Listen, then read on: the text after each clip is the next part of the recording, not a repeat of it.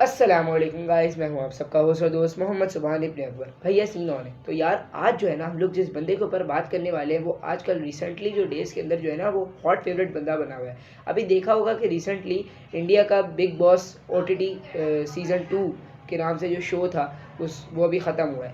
اور میں بات کر رہا ہوں اس کے ونر ایلوش یادو کی. اصل میں یہ بندہ جو ہے نا یوٹیوبر ہے. آپ میں سے بہت کم لوگ اس کو جانتے ہوں گے کہ یہ یوٹیوبر ہے. یہ بگ باس میں آئے تو اس کی پاپولیرٹی اور زیادہ بڑھ گئی ہے. اس بندے کو یہاں تک کہ اس بندے کا ایک ڈائلاگ ہے سسٹم کے نیچے رہنا پڑے گا.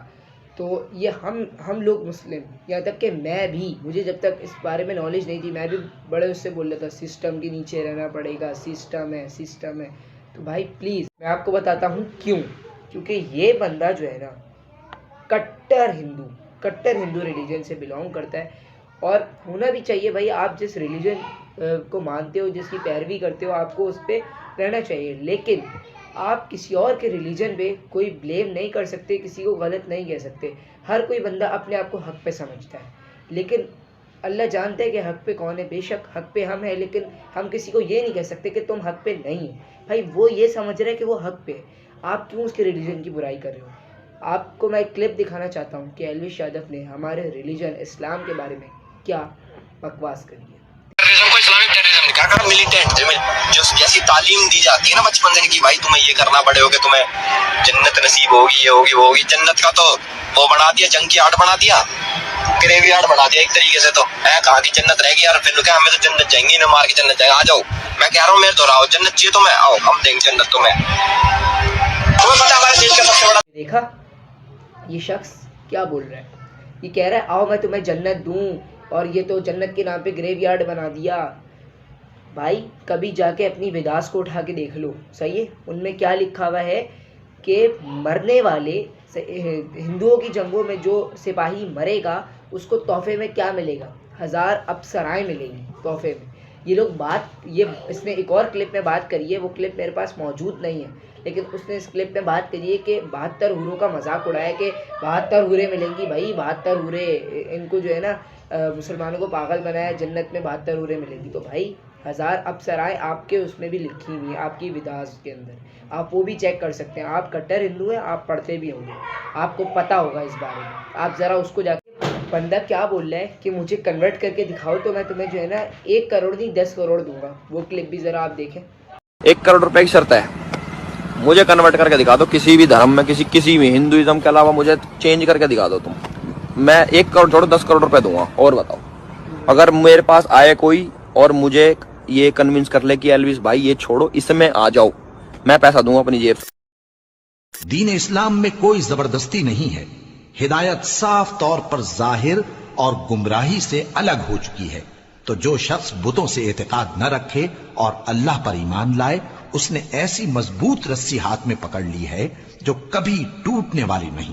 اور مومنو، تمہیں کیا معلوم ہے، یہ تو ایسے بدبخت ہیں کہ ان کے پاس نشانیاں آ بھی جائیں تب بھی ایمان نہ لائیں. اور جس کو اللہ گمراہ رہنے دے اسے کوئی ہدایت دینے والا نہیں، اور جس کو اللہ ہدایت دے اس کو کوئی گمراہ کرنے والا نہیں. آپ کو ضرورت نہیں ہے ہمیں 1 کروڑ یا 10 کروڑ دینے کی، نہ ہی ہمیں کوئی غرض ہے آپ سے لینے کی. اللہ نہ کرے ہم آپ سے آپ کا پیسہ لیں. اسلام ایک پیس ریلیجن ہے جو پیس کا میسیج دیتا ہے، بھائی چارے کا میسیج دیتا ہے، برادرہڈ کا میسیج دیتا ہے. اسلام کبھی بھی نہیں کہتا کہ تلوار سے جو ہے نا آپ تلوار سے کسی کو اسلام قبول کروائیں.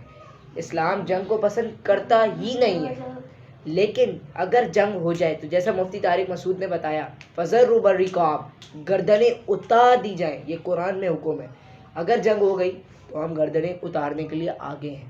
لیکن ویسے ہم پیس والے لوگ ہیں، ہم کوئی جنگ نہیں چاہتے، ہم کچھ نہیں چاہتے، ہم امن سے رہنا چاہتے ہیں. کیونکہ یہ ہمارے رسول اللہ صلی اللہ علیہ وآلہ وسلم نے ہمیں یہ میسیج دیا اللہ تعالیٰ کی طرف سے لا کے کہ ہمیں پیس کو قائم رکھنا ہے، ہمیں بھائی چارے کو قائم رکھنا ہے، ہمیں خون خرابہ نہیں. صاحب کہتے ہیں کہ اور بھائی صاحب کہتے ہیں کہ انڈیا میں رہنے والے جو مسلمز ہیں وہ ٹیررسٹ ہیں، وہ غدار ہیں، ان کو باہر نکالیں. بھائی جان صحیح ہے، ان کو باہر نکالتے ہیں، لیکن آپ نہ ان کو ایک کنٹری کا حصہ دے دو. صحیح ہے، ان کو اپنے 3-4 صوبے الگ بنا کے دے دو اور ان کا ایک الگ اسلامک کنٹری ایک اور بنا دو، اکیلے رہتے رہو، ہمیں تو کوئی مسئلہ نہیں ہے.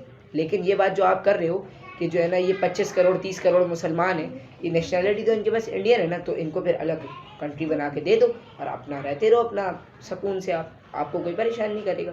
الٹا آپ لوگ مسلمانوں پہ وہاں پہ ظلم کر رہے ہو، کشمیر میں کیا حال کر رہے ہو آپ لوگ ہیں، وہ دیکھا ہے کبھی آپ نے یہ سنا ہے کہ پاکستان کے اندر ہندوؤں کا فلانا ٹیمپل گرایا گیا، فلانا ٹیمپل گرایا گیا، پر ہم وہاں یہ خبریں سنتے ہیں بابری مسجد شہید ہو گئی، فلانا مسجد شہید ہو گئی، کیوں ہمارے ساتھ ہی ایسا کیوں؟ ہم چپ ہیں تو اس کا کیا مطلب؟ ہر کوئی بندہ ہمیں اٹھ کے برا بھلا بول سکتا ہے؟